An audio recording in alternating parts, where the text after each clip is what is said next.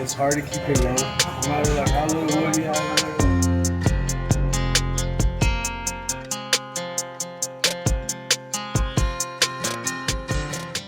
there. Every 4 years, Texas Monthly releases its list of top 50 barbecue joints in Texas.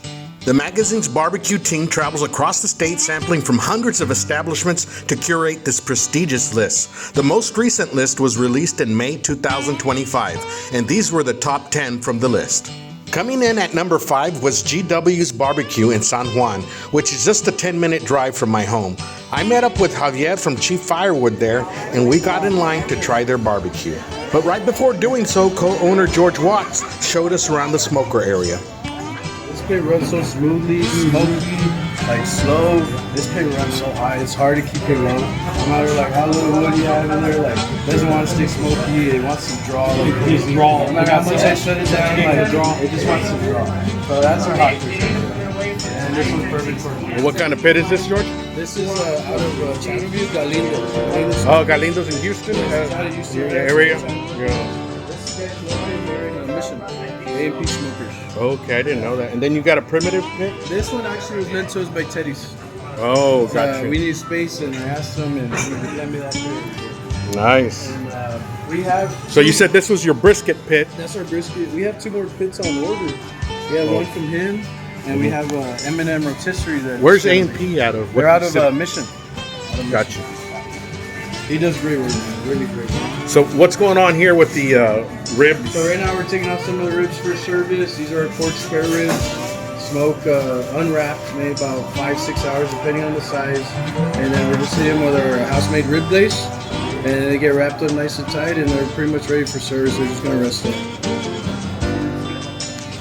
Right now they're cooking some. We have our hot guts, our OG sausage, and we have our jalapeno cheese, and right now we have some brisket to go down. So while the GW crew was hard at work in the pit area, the line kept growing behind us. But it moved quickly because the staff did a great job of facilitating the traffic. Once inside, we took a look at the menu. There was a huge variety of selection. Appetizers that included pork cracklings with pimiento cheese dip, breads like honey buttered cornbread, and a daily special plate. Today's being grinded brisket Salisbury steak that was smoked, then served over potatoes with gravy, topped with crispy onions. We found a table in the corner and waited for our food. So right here we got some brisket, moist meat, our pork spare ribs, our turkey, our OG sausage, some boudin, jalapeno cheese. We have our honey buttered cornbread. This is a pork belly fried rice with a spicy barbecue mayo. We have tallow roasted spiced potatoes. We have our house pickling. We have some garlic green beans that we cook up in the wok with some almonds. It's a peat salad that we got right here. It's a strawberry rhubarb cobbler. These are our chowder lentils with some pork crackers on top. Our white cheddar mac, lemon poppy seed coleslaw, and our OG potato salad. Oh my God. Man, thank you. Thank you. Wow. This was a beautiful spread of food, such vibrant and tasty looking colors, and it didn't stop there.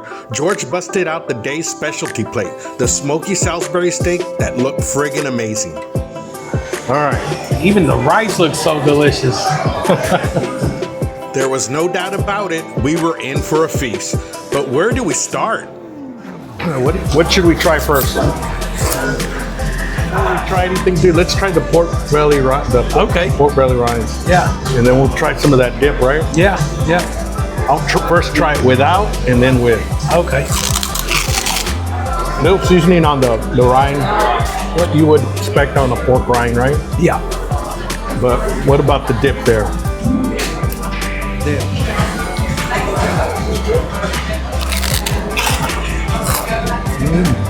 Cheers. Cheers. I never thought pimento cheese would go good Never. with pork rinds. It's but actually really good. I can drink a lot of beer with this. Ribs then, right? Ribs? Yep. Cheers, butter. Cheers. Oh. Wow. Yep. Get the taste of the seasoning underneath. But of course they did that glaze on top. Yeah, I really like the glaze. I really like the glaze. It's like they don't glaze it to the very end because the seasoning makes a coat like a bark on the ribs. And then they glaze it to finish it off, and that adds like another layer. You know what I mean? Yeah. How about that turkey? Let's try it. I got a small cut of turkey, but look at this. You see the almost like a bark on a turkey, dude. Right? The moisture. Super juicy. I'm trying to think what seasoning that is. They hit it with some kind of seasoning. It's almost bacon. I don't know what that is, but I'm eyeballing that rice. You want to hit the rice? I'm eyeballing that rice. What happened to your plate? I didn't get one. Oh, did he put them here? Sorry. Yeah, it's underneath yours. Se me fue la onda. The rice is really good, dude. It's some kind of sauce, cream. I don't know. Man, it's good. It is good. Is that what it is? Potato? Yeah. Try potato, man. I'm a big potato fan, man, so kind of like the potatoes. So far, so good, dude. The rice, dude. Pork belly fried rice. Yes. Oh, that's pork belly fried rice? Pork belly fried rice. And it's instead of just a normal spicy meal, it's a barbecue spicy meal. Barbecue spice mayo. And then what's on the... So those are tallow roasted potatoes, but we make a spice blend and we roast them. And then it has queso fresco and cilantro on there. Queso fresco, cilantro, tallow fried. Tallow roasted potatoes. Tallow roasted. Yeah, but we make a spice blend that we put on there. Oh, yeah, that's the kick to it. Yeah, that's That's the a little kick. bit of time. So those are our garlic green beans, topped off with some toasted almonds, but we cook those in the water. They're real simple, but they get a little char in them and they stay crunchy and so soggy. Oh, okay. Honey butter cornbread is real popular. It's almost like a dessert. Honey butter, what? Honey butter cornbread. What? Honey butter I say cornbread. it's like a dessert, but people love it. I didn't even see that. Yeah. Oh, yeah. Yeah, Right. it works. Killer, man. Yeah. Should we do the brisket or what? Yeah. Right. I always go with the lean. You always go with the I lean? always go with the lean. All right. Well, I'm a fatty, so I'll go with the fatty. There it is. Look at that. All right. Cheers. Cheers, brother. Oh. Let me take a bread because I have to have bread. I was just about to say the same thing. I don't know, but maybe it's the Mexican in me, but when I eat meat and brisket, like, where's the jalapeno or where's the That's my jefe. No. Would you say it's pretty traditional? The brisket, pretty traditional. I think with brisket, a lot of it has to do with it's just tender, has a good bark, good smoke ring, and it's not too dry. It's the standard, you know. If you can get that, you're good. Yeah, and it definitely have the bark. Yeah, it had the and bark. It has the smoke yeah, ring. yeah. And I've seen you do the tug test, and Yeah. did it just right. Yeah. Potato salad? Yeah. I'm a sucker for potato salad. Yeah. Dude. Let's I'm do just it. gonna put a little like that. That's enough for me, dude. Try it on a piece of bread. Bread, and then a piece of sausage with potato salad. Put a sausage in there. That's all right. Let's see what it does.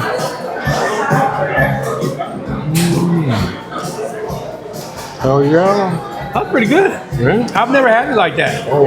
I've never had it like that. That was pretty good. I had to go back for seconds. You know, at all the places I go and eat barbecue, I always have ribs, brisket. Not to say that it's the same, but I'm taken back by the sides. Yeah. The sides are really, Yeah. really good. That's my kind of macaroni. Yeah, it is. That's my, Yeah, that macaroni, fuck, dude. Man, Thank you, sir. I'm gonna go ahead and cut Salisbury steak. Oh, it's smoked. I'm excited. I want to taste that smoky flavor. So it's a Salisbury steak smoked, dude. That's real good. I like the smoke. Give me a nice little piece. There you But go. I am a fan of cornbread. What do you think? Me, with my sweet tooth, that's delicious. Me, with my non-sweet tooth, that's fucking delicious. Yeah. Cornbread? Yeah, cornbread. Cornbread too. I don't like sweets, but I do like cornbread.